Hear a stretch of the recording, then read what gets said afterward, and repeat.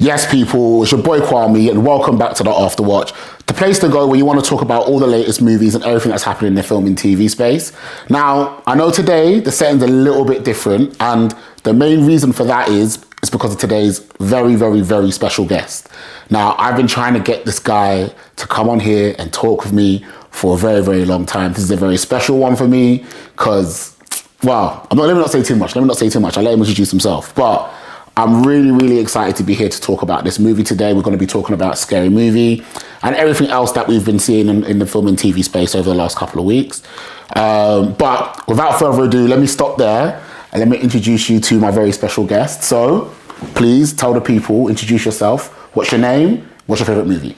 Hi, I'm Seb. My favorite movie probably will be Rush Hour. Do you know what? Yeah? My guy. Which one though? First one. I'm not mad at it. Rush Hour 2 for me still. The second one you prefer? I have to. Nah, first one has to be the original. Okay. Do you know what? See, this is my nephew. So, all you lot you don't know, but this is my nephew, right? So I've been giving him his film and TV education ever since birth, which is why he knows ball. I'm very impressed with Rush Hour, I can't lie to you. It's a great movie. I'm very impressed with you. Well, cool. Well, look, like as I said before, we're talking about Scary Movie 6 or Scary Movie, depending on what your position is on it. But we've come to your house today because obviously you called me up, so you wanted to talk about this movie, and literally jumped in an Uber, brought everything I have with me, and I'm right here to talk to you. So yeah, super, super excited for you to come on. I'm excited to be here. Good, man. Good. Hopefully the people will like you, innit? This is a safe space-ish. Do you know what I mean? Like, so you can say whatever you want, speak freely. There's no judgment, just from me. Do you know what I mean? And really, it's not really judgment from me. Yeah. Do you know what I mean? So it's calm. But, so Seb, obviously we're going to be talking about the Scary Movie today. Scary Movie. Yeah, well, the new Scary Movie film today. And I guess before we jump into the review, I need your genuine, honest response to this question. Yeah, I need you to be honest. So when Scary Movie 6 came out, what was your first instinct? Were you like, I have to watch this movie? I was super excited. Okay. When I saw the trailer, I work in a cinema, so I get to see all the trailers all the time. Okay. When I saw the trailer, I was ecstatic. Really? Honestly, I loved the first Scary Movie. I even watched it a couple days before I went and saw the new one. I absolutely loved it. And I was really, really looking forward to the new one. Are you okay if I reveal your age? Yeah. Okay, so Seb is 19, right? Which I think is really interesting, especially when talking about this film. If you've seen it already, you'll kind of understand why. Because there's a really big, I guess, theme that runs throughout this movie about the different generations, right? So, like, you were not born when the first two Scary Movie films came out, right? With the ones that were originally done by the Wayans brothers before they lost the franchise. So those are the two that obviously are the most important in relation to this movie. But so I guess what drew you to those movies that made you really want to watch this? What drew me to the original Scary movies? You know what? I absolutely hate horror movies. Okay. Right? Which might sound like a very hot take. Same. I do not like horror movies. But I love comedy. Okay. Right? And so for Scary Movie and the Wayans brothers sort of take a genre in which I didn't like and a lot of people don't like due to the terrifying aspect of it. And to sort of put their own comedic parody twist on it, I was all in. Right? Just from that, I was all in. So that's crazy. That's what drew me to it. Okay, so we're very similar in that because I loathe horror movies. Yeah. Like, I think since I've started making content, as you know, I now watch more just because I'm trying to expand my palette a bit more, so on and so forth. And there's some that are good, right? Yeah. Like, genuinely good. Still not my genre, do you know what I mean? But like you, I absolutely loathe them. And the good thing for this, I think, for Scary Movies is like it parodies so many films. Yeah. There's so many references, you'll still be able to catch them. So I guess when you were watching the first couple of movies, or the first two Scary Movies, were you getting the references? I was getting the references, but I think that's not necessarily because I had watched the movies, but because obviously movies like Scream, even if you haven't watched them, you know Scream, you know what I mean? Fair. So I feel like a lot of those 90s horror movies are so ingrained in society in general that even if you haven't watched them, you can still get the references, if that makes sense. Okay. So, yeah. Okay, cool. So now you've seen it, was Scary Movie 6 worth leaving your house for? I don't think so. Okay. I honestly don't think so. Okay, tell me more, say more words. Why? For me, the first Scary Movie, right? As I said, I do not like horror movies at all. However, I still got a lot of the references, and I felt like in the first Scary Movie, they leaned into the plot more. Although they parodied a lot of movies, although there was a lot of comedy and humor, there was still a viable plot to keep me engaged. However, I feel like the new one, they lean too much into the parody aspect, and I understand that's how it's meant to be portrayed. But I feel like, especially as someone who doesn't watch a lot of horror movies, I felt it quite boring and repetitive at times. Interesting. That there wasn't really a plot per se. Yeah. And it was sort of just parody after parody after parody after parody. Yeah. So I didn't think it was worth leaving my house for. That's interesting. Do you know what, I agree. Do you know what, not even I agree. There was very, very minimal plot. Like, I've not even filmed my review on this yet, but that's pretty much, you've kind of embodied a big part of it. There was no real centralized plot. It was reference to parody, every single thing, and it was like relentless. Like, I want to know if there's like a world record that they broke with the sheer volume. There must be. Yeah, honestly. so many references, so many parodies, and not all of them I felt were like even needed. Oh yeah, they were. A lot of them weren't warranted. Yeah. Also, I think the child in me and the nostalgia in me still really appreciated seeing the Wayne brothers back on screen with like Anna Faris and Regina Hall as well, like the original characters back together. Yeah. And I feel like that's the difference between someone like you watching it and someone like me who's 19 and watching it. Because I saw the first and second Scary Movie maybe 3 years ago, right? So that nostalgia aspect isn't necessarily there for me. Yeah. So for me to go and see the new one, that nostalgia aspect is lost on me, right? Whereas for somebody like you, who might have watched them however many years ago, I feel like it might have hit a bit harder. You know what I mean? Yeah. Yeah. I want to say, however many years ago is crazy. You see that? You see how he treats me? However many years ago is very crazy. I just want you to know that. Yeah. That's so rude.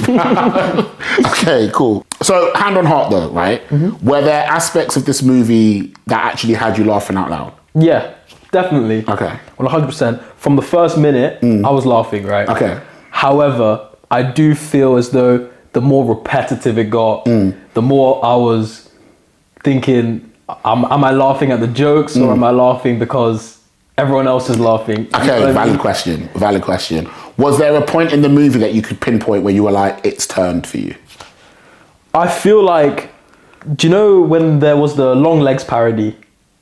No, 'cause I've not seen that. Oh, I've not seen that. What happened in the moment? I remember the... So, I think it was the Long Legs parody. Okay, right. I'm not entirely sure because, again, it was lost on me, but I was told afterwards Right, it's a Long Legs. Okay, fine. But it was when there was sort of the Long Legs person. I can't remember who it was. Of course. And then there was the police, and then they went and got the other guy. Yeah. It was at that point where I was like, am I laughing because it's funny or because everyone else in the cinema is laughing? Right, okay. And because the guy, one of the FBI agents, right? Yeah. And they get the guy from the bus stop. Yes, exactly. Right, okay. And and did you catch the reference from Scary Movie 2, the strong hand? Yes. Okay, cool. Yeah. Take my strong hand. Yeah. That guy. Okay. That's interesting because I think for me, my point was the K-pop Demon Hunters. Right. parody. Yeah, that as well. Because I got the Get Out moment. When he was like sinking into the chair, right? So I was like, "Oh shoot, that's Get Out." And what I guess threw me about that reference was I wasn't expecting a movie, although it's iconic, it's still quite old. I was like, I thought they were going to be parodying movies that had come out in the last couple of years, not one that old. But I guess it's such an iconic movie. But for them to go from that to the K-pop Demon Hunters parody, which I was a bit like. And it ran on for a bit too long. It did, yeah. Yeah. That's true. Very true. I do think that this film was like, it was guilty in moments for letting some of the jokes run for Too long. longer than it needed Yeah, to. very true. Like, we're talking about the references, right? There's so many. We saw parodies for Sinners, for Megan, for Substance, for Smile. Like, was there any that actually worked for you? Yes, but I feel like on me they didn't hit as hard. Okay. If that makes sense. Again, a lot of the references, like you said, I feel like they dragged out for too long, and so it lost that impact on me. I feel like if it was more of a subtle hint, rather than like the K-pop Demon Hunters in your face, the animations there and everything, I feel like it would have hit a bit harder. It's interesting because, like, these movies are also iconic, and Scary Movie in itself is iconic. It's an icon, yeah. Right? So it's interesting to see how people are receiving this type of humor in 2026. Was there any movies that you were expecting to see parodies for that we missed and you thought Well, I did hear a rumor that Jordan Peele would be making an appearance in one of the movies, but I heard he that. denied. He rejected the offer. I thought it would have been great to see him. It would have been, especially with the Get Out reference. I thought it would have been great. And they also did the Candyman reference as well, which he did a remake of as well. So it's a couple of his movies that got ripped. I thought it would have been great to see him. Because you have so many celebrities. Yeah. I thought they missed a bit not putting him in the movie. Yeah. Who was your favourite celebrity that you saw in that? Oh, it's got to be Shaq. Okay. It's got to be. Fair, yeah. It was so unexpected. Yeah. It's great. No, I mean, for me, Tiana Taylor, man. Right at the beginning, man. Yeah. Literally, when she comes on the screen, and I saw her sitting at the thingy, and I saw her back, I literally said to my friend, I was sitting next to her, I was like, I know that back. That's Tiana Taylor. And then she turned around. And somebody right behind me goes, well, I'm sat now, I'm listening. And I was like, do you know what? I get it, man. I hear it. But I found that moment so surprising because, like, obviously the Golden Globes and the Oscars were like only a few months ago. Yeah, and they got it in. And they managed to get her in. Obviously, it's easy to film that and edit it in, I guess, right? But to think that they were going to capitalize on every single line. And to be so quick with it. Yes. Did you catch the guy in the church reference?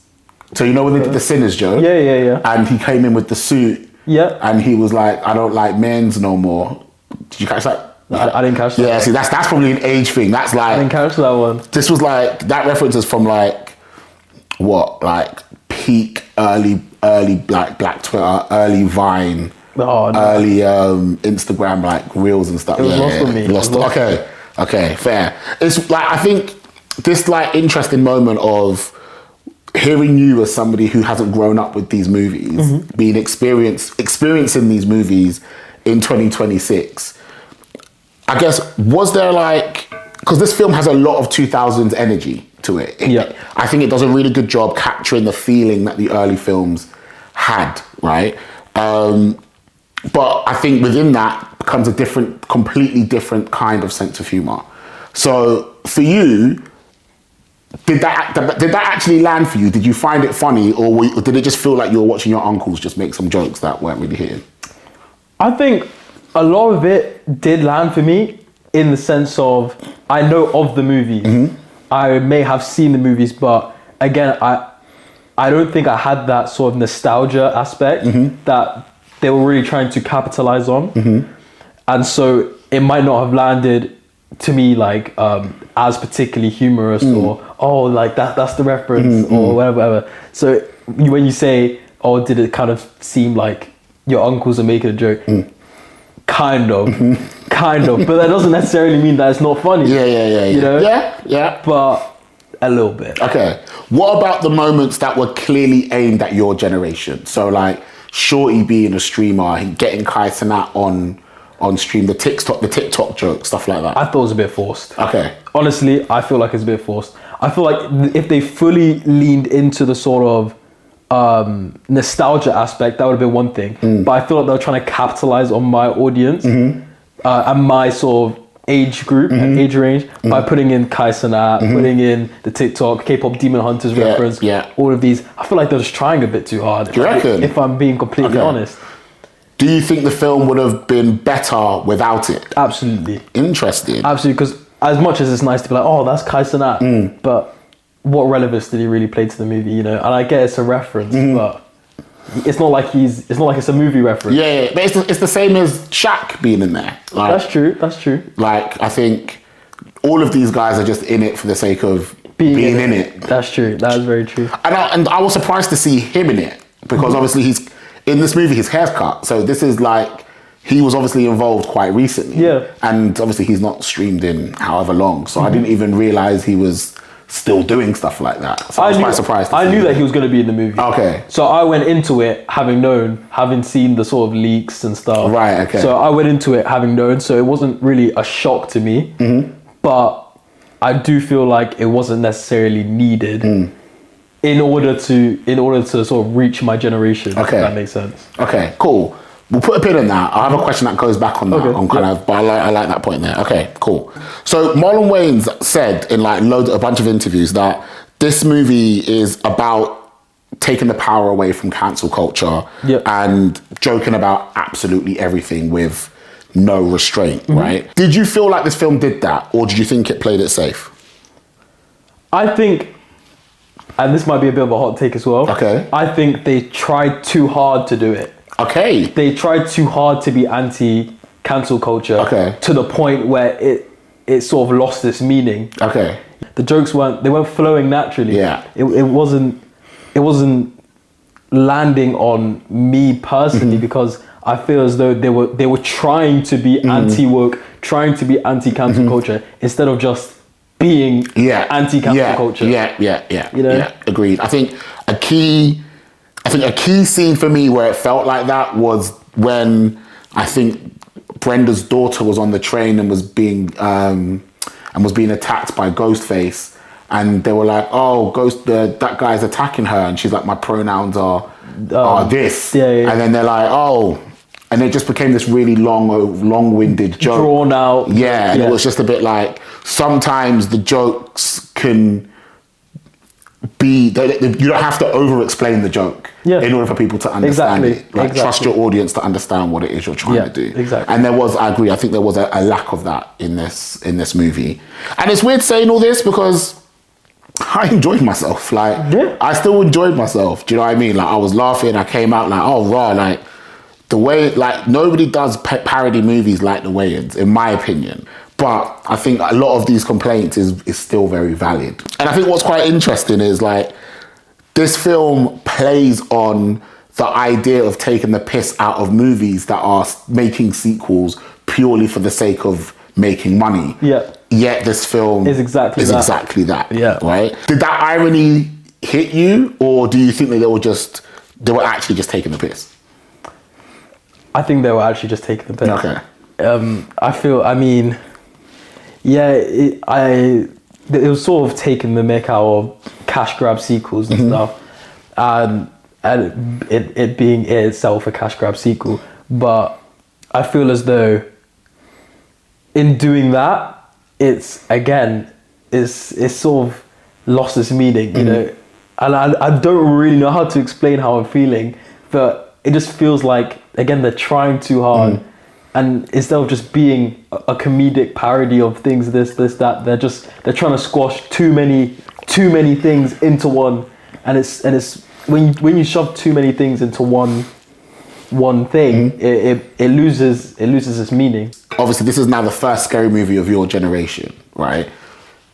Would you come back and see more of them if they made more? Yes, but I don't think I'll go to the cinema. Interesting. So streaming only? I think I would stream it. Okay.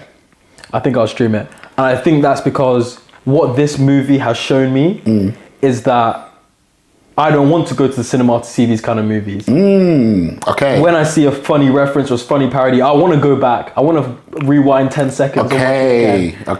And I feel like paying £30 for a movie ticket or however much, right?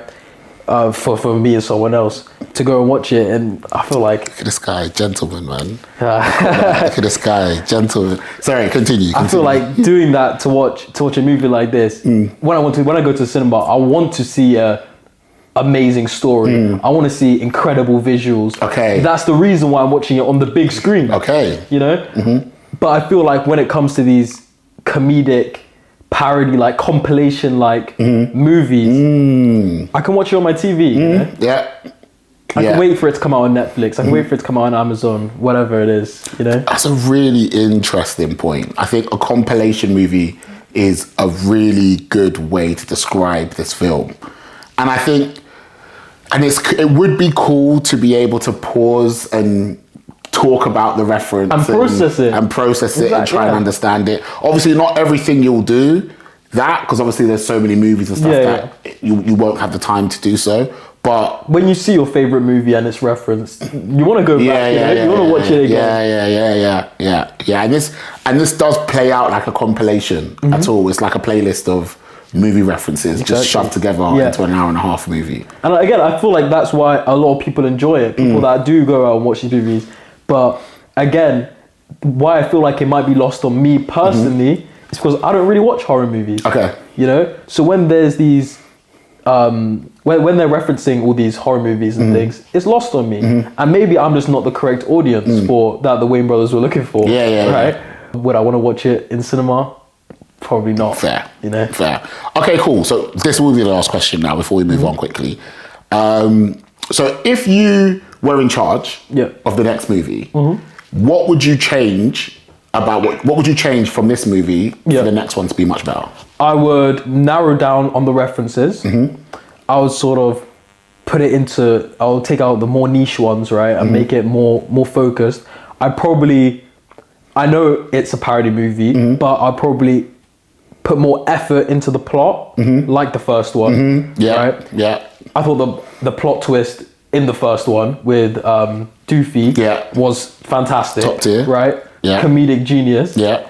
And I thought that was fantastic. I think if you were able to replicate something like that in today's world, it'll be a perfect movie, right? Okay, fair. And I feel like when you lose the plot aspect of a movie, it stops becoming something that people want to go out and see, if that makes sense, for a movie and story reasons.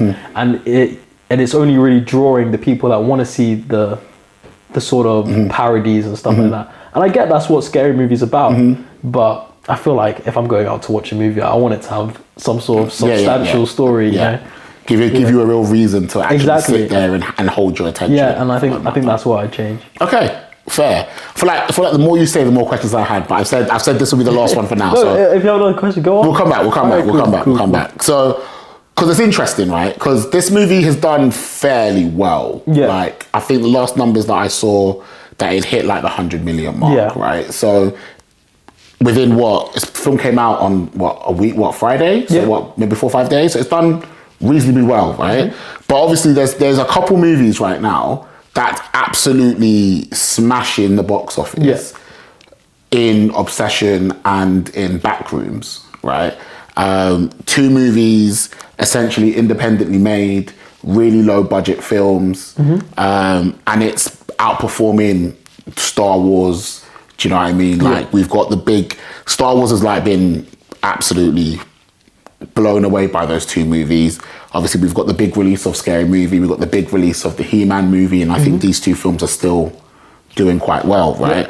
But do you think what do you think about what that means for audiences, right? In terms of what they want to see? What they want to see.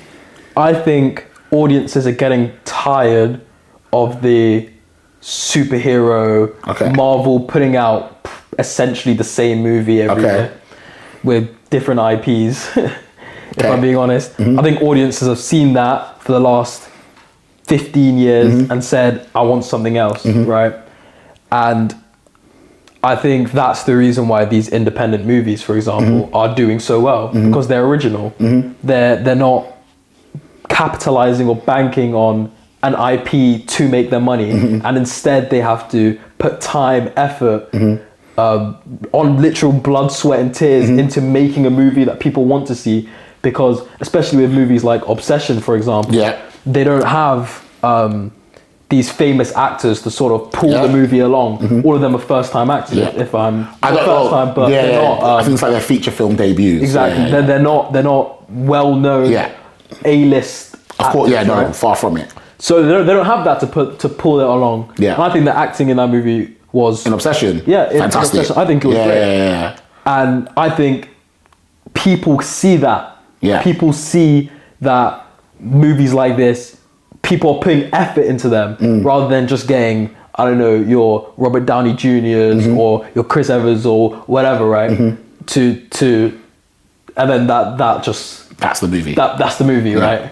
And I think people are just getting tired of that, if I'm being honest, and they want to see something else. I mean, because the interesting thing is you're the audience, right? In terms of like the people who are more likely or most likely to spend money at the cinema is not my generation, because obviously, I mean, it still is my generation, but they're always going to be targeting your generation because you're the younger one, right? Yeah. So the likelihood of you spending money with them for longer periods of time is always going to be higher, right? So what is it about Obsession that completely grabbed you as a moviegoer, as with all the things that you've just listed? There's no big names. There's nothing really about the movie, apart from maybe word of mouth, depending on when you saw it, right? But there's nothing really about the movie outwardly that would convince somebody to go and watch it. There's no big IP, no big stars attached to it.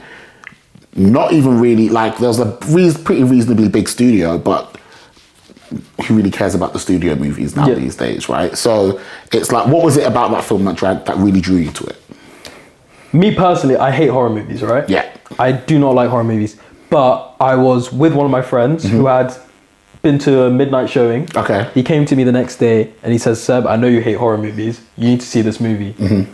And for him to say that instantly made me want to see it. Because he knows I don't like horror movies. He knows that I'm not going to be the first one or the last one in line to go and see one. But he said to me, you're going to like this movie. You should go. So the next day, I went to go see it and I thought it was great. I thought this guy, he's absolutely like being correct, you know? So that's what drew me to see it personally, because someone told me, really. Fair. No, and I think that's the thing. We're missing word of mouth in terms, like, when it comes to people going to watch movies. Like, I think it's the same thing that made Sinners be so successful back in 2025 was because people went to see it and came back and was telling people this film is amazing, this film is incredible. And it gave it a much bigger and much longer life in the cinema than I think Warner Brothers intended it to be initially. Like, I even read with Obsession recently that Universal have taken it off their digital distribution timeline. Oh, really? Which we've never heard of, right? Because the film's doing so well in the cinema. They want to keep it in there for longer. Even, and you know me, I go to cinema every single week, at least maybe 2-3 times a week. I still see Obsession at my local cinema with more and more screens added to it every single week. Like, when it first came out, it was 3 showings a day. Then maybe 2 weeks later, it was 4 showings a day. Now it's 5 showings a day, and it's been out for like 3 weeks now. I work in a cinema, and the amount of people still going in to watch Obsession is crazy. I've seen the same person 3 times at 3 different showings of Obsession. That's crazy. And it's such a good... And I think one of the reasons why a lot of people who wouldn't necessarily give it that time of day are going to see it is because they see the numbers. They see that it had a $750,000 dollar budget, and that it's almost grossed 2 million, right, worldwide. They see that and they want to know why. And that's the reason I think that a lot of people who wouldn't have looked at it twice are now going to watch it twice, you know? And I think that's why. And it's interesting because films like Obsession, there's another film called Backrooms, which again, small budget, bigger cast, but again, independently made pretty much. And those films are doing really well. But I think there's 2 interesting things about those films.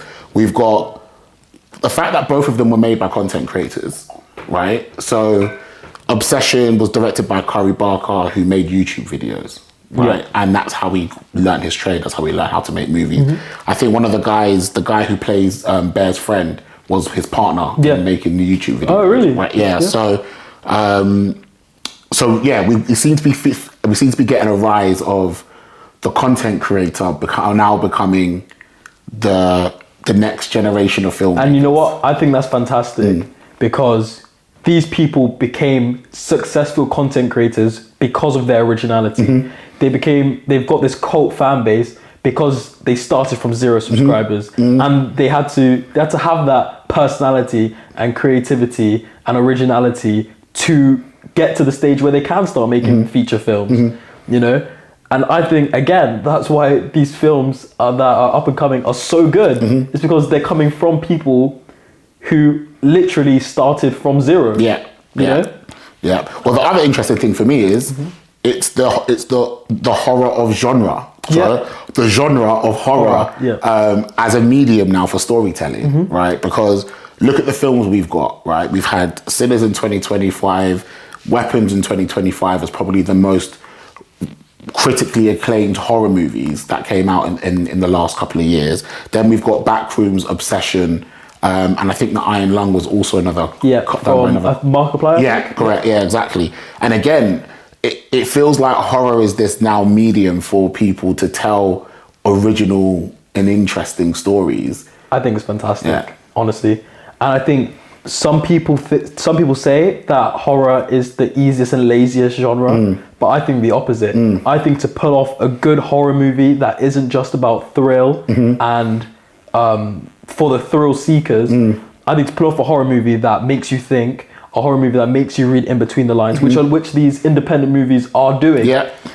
I think it's honestly extraordinary. I think it's very easy to make a horror movie like, I don't know, The Conjuring, for example. Yeah, it's like occult stuff. Exactly. Very easy. But to make a horror movie that makes you actually think deeper and think, oh wow, like, oh, this person was thinking this in their head. That's why. And more of a psychological horror. I think it's fantastic. Okay, so because you loved Obsession, let's talk about that movie quickly. Yeah. Right. So, what did you get from that movie? What do you think it was? What was it saying to you that resonated with you so much? I think what I enjoyed about the movie, or what resonated with me, was the fact that, again, it makes you think. It's not sort of just jump scare this, jump scare that, and it's sort of looking into Bear's mind as he is at first, all the way through really, just an awkward man really. And then, but slowly as the movie progresses, you get to think deeper into his psyche, think deeper into how he is not just an awkward guy, but he's actually in some aspects quite a bad guy, you know?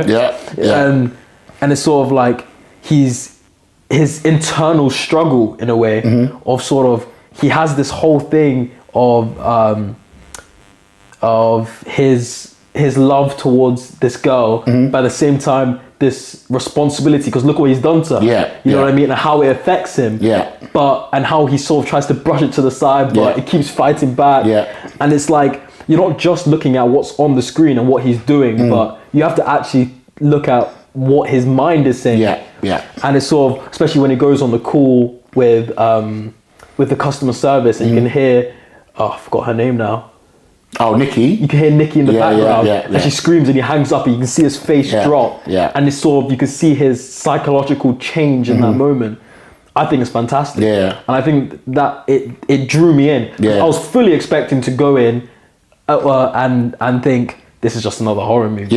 You know? But I was pleasantly surprised, if I'm being honest. But not just him. You can see the psychological change in Nikki, but not the real Nikki, the fake Nikki. The fake Nikki. You can see that change and how she slowly gets crazier and crazier and crazier to the point where at the end she makes her own wish. And I think it's I think that was great. You can even see the change in Bear. In Bear at the same time. I think it was dope. I love that film. Like, it's such a. I think you're right. The best horror movies are able to tell a story that can resonate with the people watching without a script. And it's like that film tells a story about a person and people and a relationship dynamic that everybody has kind of either been in or been around at some point in their lives, right? And like, it has this way of flipping things around, because you feel for Bear in the beginning, right? At some point, you know, you can empathize, you feel like, oh, like, mate, you're trying, but he's just a bit scared, do you know what I mean? Especially as when he first made the wish, he didn't have any negative intentions. It was just a throwaway wish. Just a throwaway wish, a last sort of a Hail Mary, if you say. But then obviously, as the film continues, it's like, oh no, this guy is a horrible person. Yeah. Like a horrible, and like everything that people have been telling us about the quote unquote sweet guy, the quote unquote nice guy, is like, this is who Bear really is. He really is, yeah. And like, as long as he gets what he wants, as long as he doesn't really, as long as he gets what he wants, it doesn't matter. It doesn't matter what happens to Nikki whatsoever. And like, and I was watching him, I was just like, I loathed him. You slowly hate him more and more. So much. Like, I don't think I've gone through and just hated a character so much. But also, if I'm very deeply honest, like, that was a version of me that I recognized at some point in my life. Like, so it was almost like I recognize those traits. I recognize the timidness, and I'm really happy I was able to work through that. But it was just so terrifying to watch the extreme version of what happens when you succumb to those feelings and not pushing through and actually dealing with them. Do you know what I mean? And then Indy Navarrete, who played Nikki, is just elite actress. Fantastic. Elite actress. Like, she was just, the way she made you feel like a victim, but then simultaneously she's the source of the horror. Yes. Like, that, the way she balanced it, amazing. Like, I thought at the end, that scene in which the wish finally dies out, I thought it was great how she was sobbing, crying, and instantly switches, imagines, and then starts. I thought it was amazing. A fantastic acting. Yeah. Amazing. No, that film was great. She is great. Kari Barker, director, all of them, fantastic. Honestly, I read that he's talking about doing an anthology series where it's a new wish. Every episode's a different wish. Oh, well, yeah. No, I think rather than a movie, we'll get like 8 episodes, and then I think it'd be fantastic. That would be so dope. Yeah. I'd love to see that. I'd really love to see that. And it will also clear up a lot of these fan theories that are going online. Yeah. About how is every wish bad? Is it sort of genie in a lamp sort of rule? Yeah. Because I had one of those. I was like, I genuinely feel like the One Wish Willow, I think in order for the One Wish Willow wish to actually turn out good, you have to make a selfless wish. Yeah. You can't make a wish that benefits you. That's a good theory. Do you see what I mean? Yeah. So there's this movie way back in the day called Bedazzled, where the character, he meets the devil, and the devil gives him a certain amount of wishes. I can't remember how many off the top of my head. And he keeps on wishing for things, but the wishes keep on going wrong because they're selfish wishes. Yeah. So like, for example, he would wish like the girl he loves would fall in love with him, but she does, but he's attracted to men in that version of the wish. Do you see what I mean? Stuff like that. But things only start to work out because his final wish is selfless. Yeah, he wishes for her happiness, regardless of whether or not it includes him or not. And that wish absolves him from the deal that he made with the devil. Do you see what I mean? Yeah. So I was like, I wonder if the One Wish Willow works in that same way. Because surely not every wish can be bad. Because you look at the shopkeeper, for example, he said, well, my wish worked out fine. Precisely. And he looked alright. Ecstatic. Exactly. Ecstatic. So it must be something like that. And like, obviously, have you seen Backrooms? No, not yet. Okay, cool. So this is, again, another horror movie by another content creator. The director, Kane Parsons, he made like a bunch of videos on YouTube about Backrooms. Right. It's like this whole thing on Reddit and 4chan and stuff. But he's your age, 20 years old. Wow. Right? Yeah.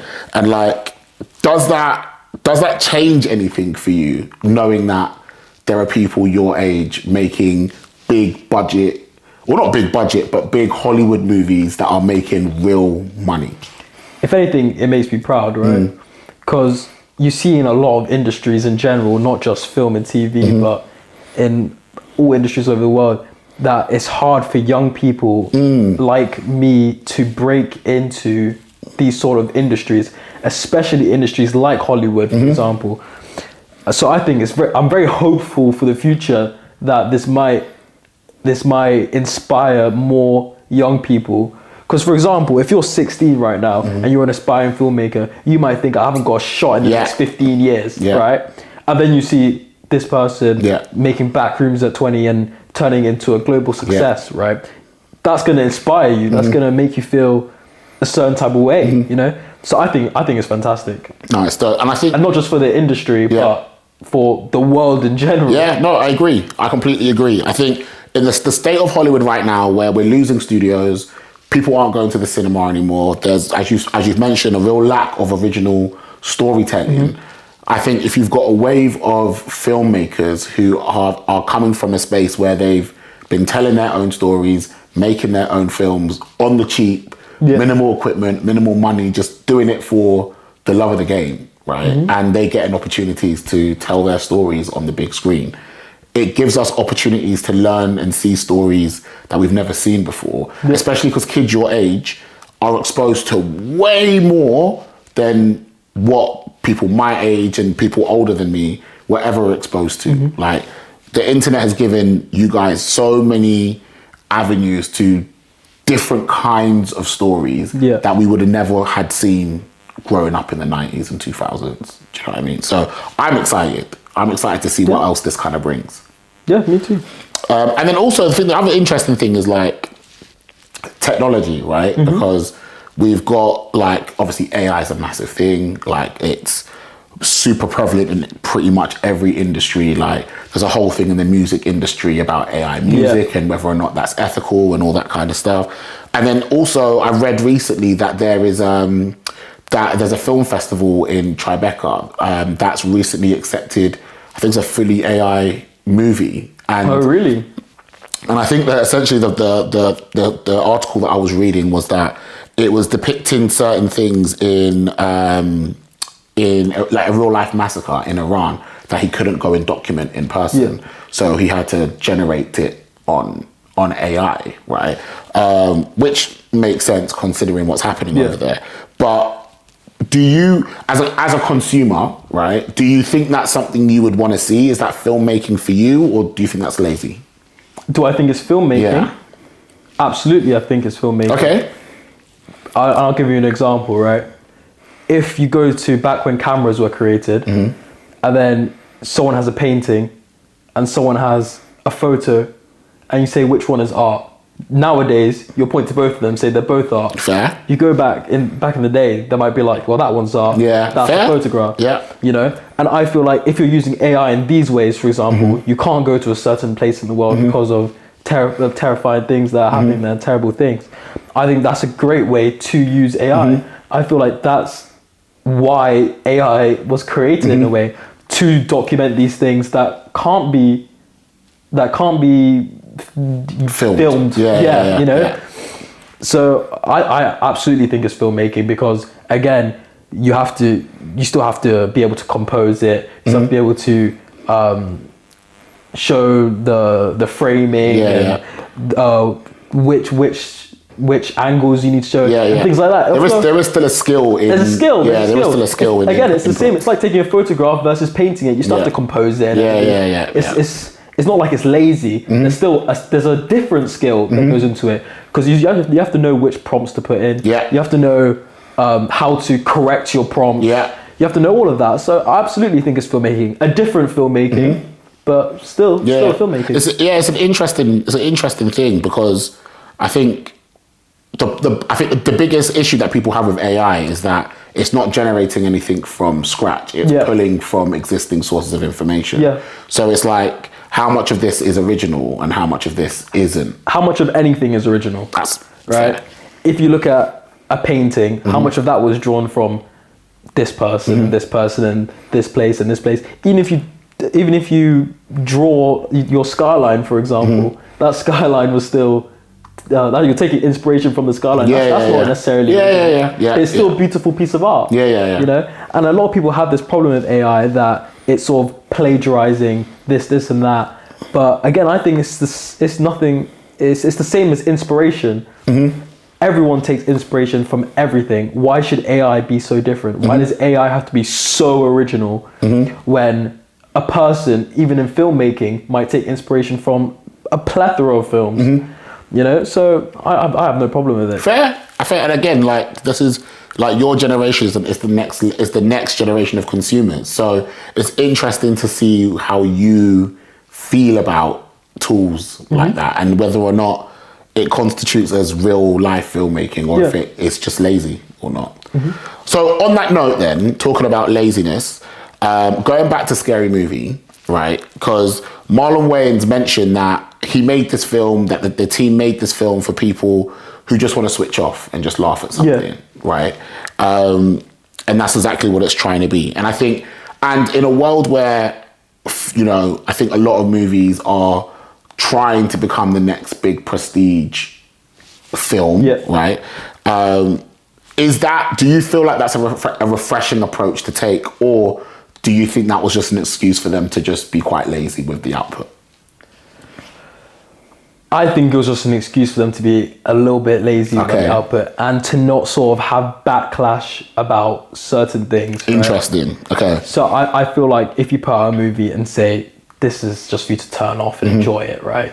It's not for you to dive into it, sort of analyze certain aspects. It's very easy for a filmmaker to say that, to not receive any backlash when people now say, but there's nothing there, right?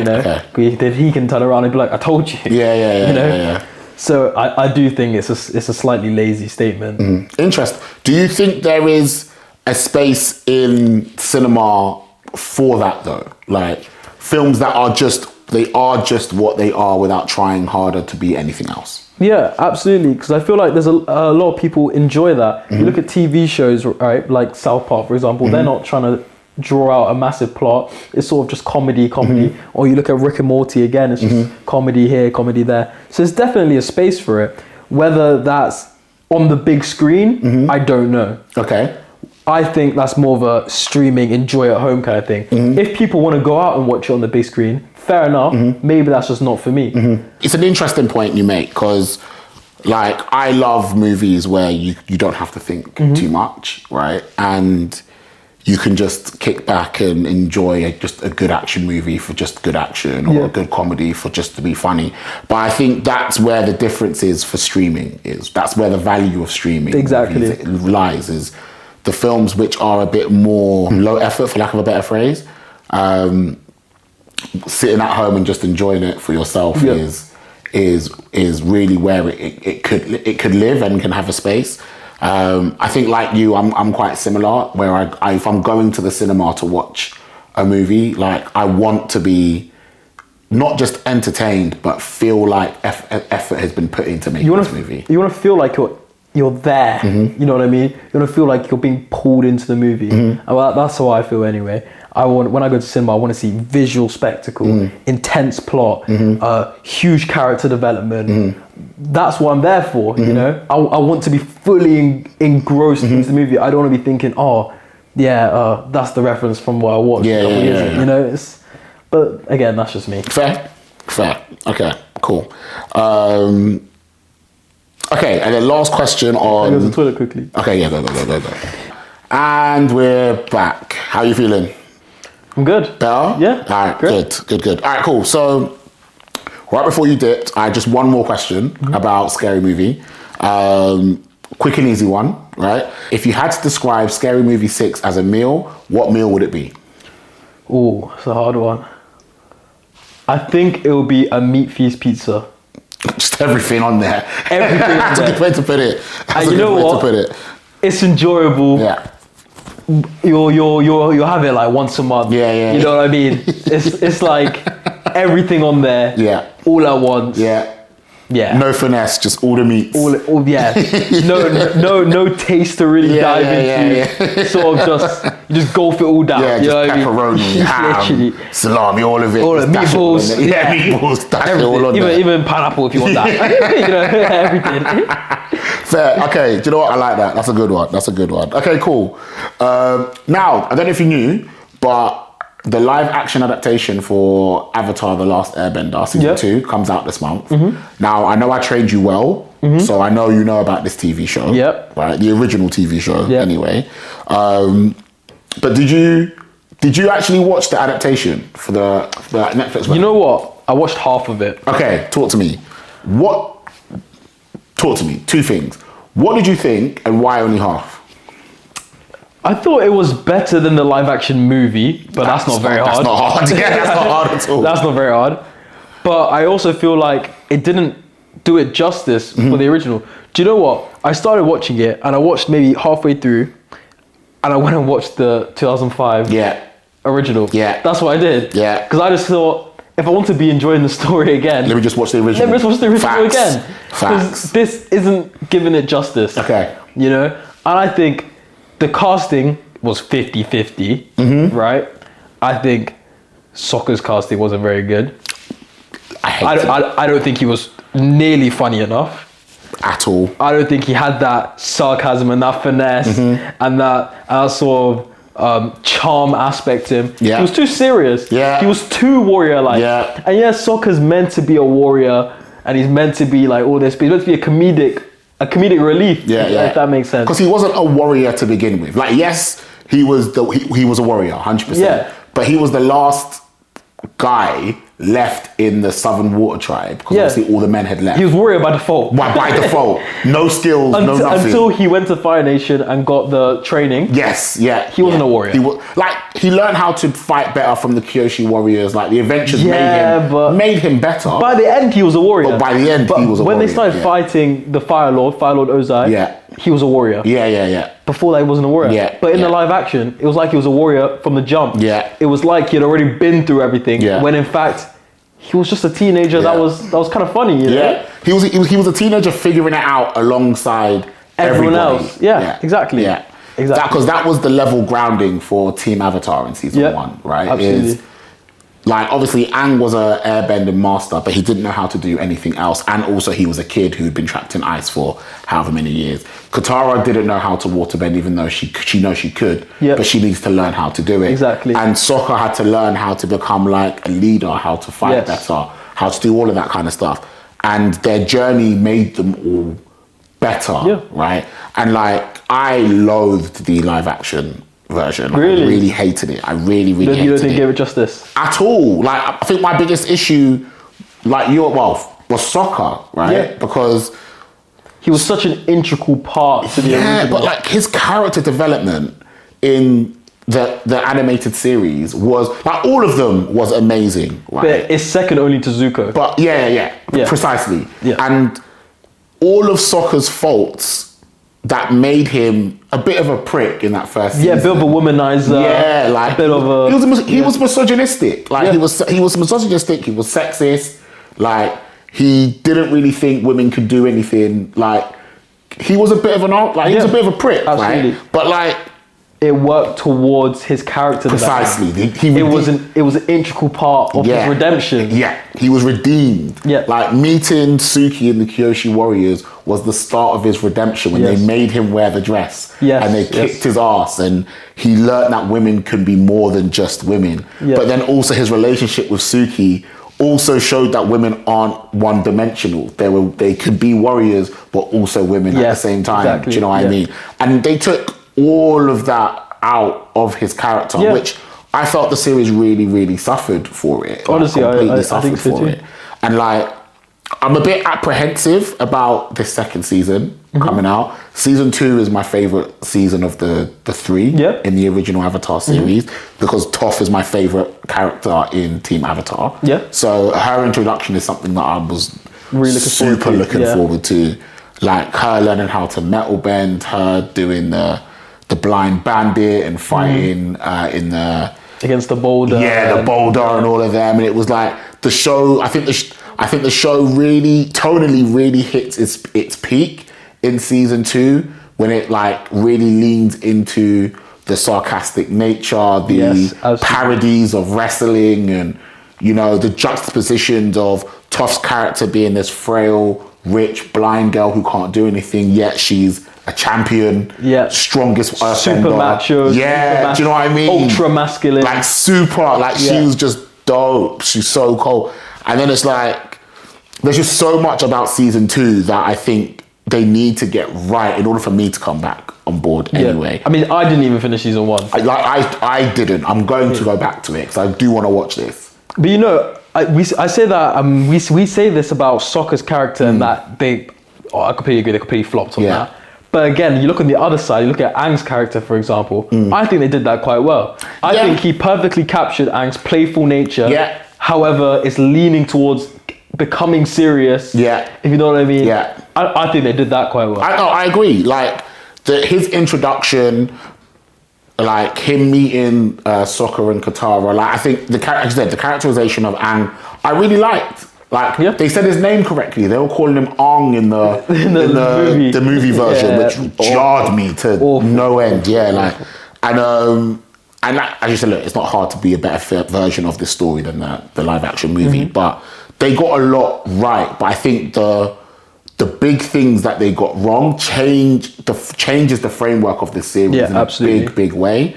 And I understand, like, when you're making a live action version of something animated, I feel like they will have to make changes.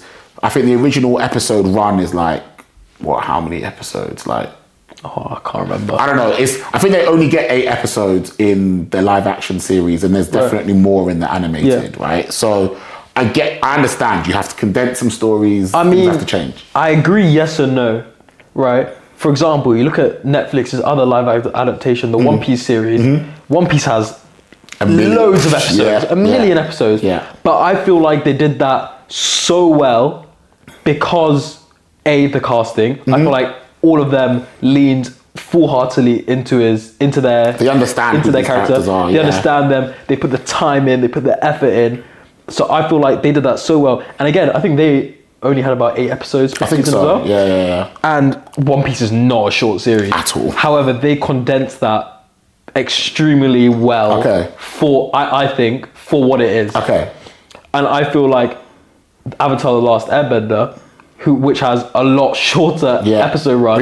It wasn't done as well. It wasn't done as well. Well, I think a big part of that is because the original creators walked away. That's true, yeah. Like, they were brought in to make the live action version and creative differences, and then they ended up departing, and we got this version, which isn't their version.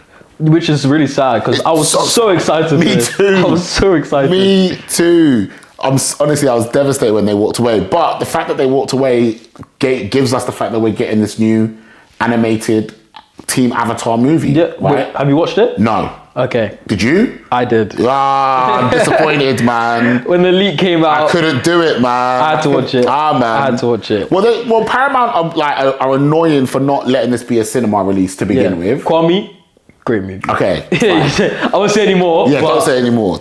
I'll wait for it to come out. Great movie. The animation, you'll enjoy it.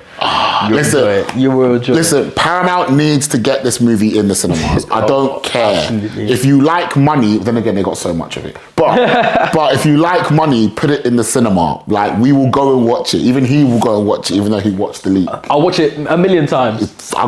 This film needs to go in the cinema. I work in cinema, I get free tickets. I'll watch it 20 times if I can. This guy, bro. Yeah, no, I can't wait to see that. I can't wait to see the Team Avatar movie. Seeing them as adults, seeing them figuring out a whole new thing, a whole new antagonist, but seeing their dynamic as adults, and Katara in a relationship, like Toph as an adult. Like, I'd love to see them explore her relationships that give us her daughters that we meet in Korra, right? Like, it's a side of her we never got to see. Like, we never got to see her really be soft like that in a romantic relationship. She was like that with the crew. Like, she learned how to be a little bit softer, a little bit more vulnerable, but not in a romantic sense. Do you know what I mean? Yeah. I want to see Zuko and Mai. Zuko as the Fire Lords. Do you know what I mean? Yeah, like, yeah. What happened to Sokka and what's her name? Suki, yeah. right? Like what? Like just all of their stories. I can't wait to see it.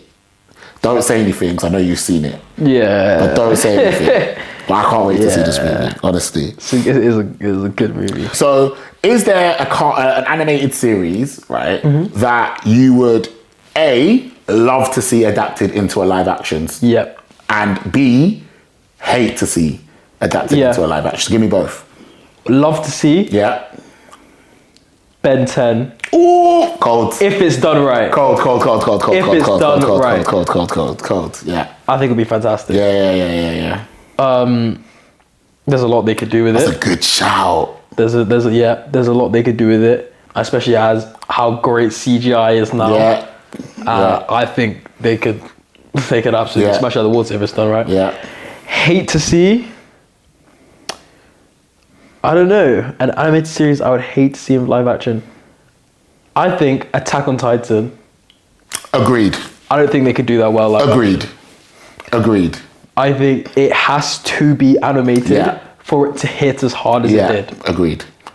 Agreed. Yeah, no, that's both really good shouts, both of them as well. The Ben 10 one I really agree with. Like that one hits different for me because that's a show I grew to love because you and Kofi loved it and I'd watch it with you guys when we were kids, right? So that I didn't even know what Ben 10 was. Like you lot put me onto it and I was like, oh, this is actually kind of all right. Yeah. And then like when there was new series like Alien Force and Ultimate Alien, I was like, these are all right, bro. Yeah, it's not bad. These are all right, bro. Like I have my favorite aliens and all that kind of stuff. So yeah, no, I remember when they tried, Cartoon Network tried to do an animated, a live action version of Ben 10. Yeah, it wasn't great. But again, I think that was, it's A, due to budget reasons. Yeah. And B, because the technology wasn't there yet. Yeah. So it wasn't there for you to see Ben transform into Accelerate or Forearms or Stingray or the technology just wasn't there. Yeah. But now in 2026, they want to determine if they were to announce something now pushing 2028, it would be there. Yeah. It's there, and I think they could do it. I think it will rake money in. Right? In a big way. A big way, especially as it was people my age who are 19 now, 20 now. We've got jobs now. Yeah. We would all go and see it. Yeah. No, facts. That's like you could because the Ben 10 universe is so big. Yeah. That could be like Vilgax could be your Thanos. Do you know what I mean? Like Vilgax could easily be your Thanos. And again, it leans into that sort of movie nostalgia sort of thing. That's our nostalgia. Yeah. And I know 20 people off the top of my head that will go see it tomorrow if it was out, you know. So yeah. No, that's a really good shout. Okay, cool. So very last question. So forget Scary Movie 6 and everything that we've spoken about, right? I need you to tell the people, so look in your camera, I need you to tell the people if there's anything that you would recommend that they see, film or TV show, what would it be? I think you should go and see Project Hail Mary if you haven't already. Another excellent shout. Hey, you not, Not bad? I'm feeling a lot of pride. You're the expert. I'm feeling a lot of pride as your uncle right now. Like a lot of your shouts, I've really agreed with. Yeah, Project Hail Mary, amazing, amazing movie. I thought it was fantastic. Yeah. Honestly, I saw it twice. I thought it was fantastic. Did you? Yeah. Oh yeah, well, free tickets at the cinema. Yeah. I thought it was great. No, it was dope. I think it's about to come out on like digital release as well. Oh, is it? Yeah. I know it's available to rent on like Prime and stuff. So I say give it a couple more months, and it's probably going to be available to stream on Amazon. I think it will be. I'll definitely watch it a third time. Yeah, I think it's a fantastic movie. Again, a lot of read in between the lines, a lot of plot twists. It's everything you want in a space movie, essentially. It sort of gives that sort of interstellar-y vibes, you know what I mean? Another great movie. Yeah. But yeah, also like sort of like The Martian, sort of alone in space. Yeah. I thought it was fantastic. Yeah, great. No, agree with everything that you said. Like everything that you said to me you wanted, spectacle, you get in this movie, story, you get in this movie, acting, you get in this movie, immersive, you get in this movie. Originality. Yeah, like you are completely pulled into this story with Ryan Gosling's character, whose name's completely escaped me right now. I can't remember his name. And Rocky. I can't remember. Oh, I've forgotten. Right. Yeah, it's literally completely gone. But yeah, you're pulled into their story, their friendship, this mission, and like you're completely just lost in everything that's happening. And like, look, I remember watching it, and there were certain things that I would have liked to have seen more of, but that's just me being like super picky. Do you know what I mean? But like certain things, like for example, obviously the fact that Grace, well, yeah, because it was like there. It was there. But yeah, the fact that Grace wakes up alone, no memory, on a ship millions of light years away from Earth, and at no point does he really like sit in the weight of his mission. The fact that he might not make it back to Earth, like he's kind of just, all right, let's figure it out. Do you know what I mean? And that's cool for the story. Yeah. But like, I think I would have loved to have seen just a little bit of time spent in the, like I'm really alone, and I'm probably gonna die. Very true. Especially after I'm not gonna spoil it, but especially after the plot twist. Precisely. Yeah. In how we even got there. Yeah. You know? Yeah. But that's me being nitpicky. Like. Yeah. Like I think Project Hail Mary probably. I need to think about this actually because it's June, right? So we're halfway through the year. So it's definitely in my top 10 favorite movies of the year. Might be in my top 5, but I'll need to do a mental audit before I say that for sure. But fantastic film. Yeah, I think it's a great watch. Yeah, honestly. Great shout. Well said, man. Look, that's it. Thank you so much for jumping on this. I've been bugging him for months to come and do this with me as well, but I'm really pleased that you called me to come and talk about Scary Movie. So thank you very, very much. Thank you for having me. It's been a vibe, man. It's been a vibe. You've got some very strong opinions. Yeah, no, I mean, I love movies as well. Yeah. You know? It's very true. I trained them well, I told you. I told you. Thank you for having me on there. Of course, man. Look, we're going to run this back again, 100%. Absolutely. This has been way too fun to just do it once. So I've had so much fun. Yeah, we'll do this again for sure. But listen, people, if you've enjoyed this and you've made it all the way to the end of this video, I really appreciate you watching. Obviously, if you want to see more conversations like this, I'll have Seb back. So if you like him, subscribe. If you like me, subscribe. If you like the video, subscribe. If I find another way to say subscribe again, I'll do it. Just subscribe. Subscribe, please. But honestly, yeah, look, if you want to see more like this, you can find me on TikTok on Kwame's Watchlist. Find me on Instagram, Kwame's Watchlist. I'll also put Seb's socials in there as well. So if you want to see more of him, go follow him. But yeah, man, we'll see you guys next time, and peace.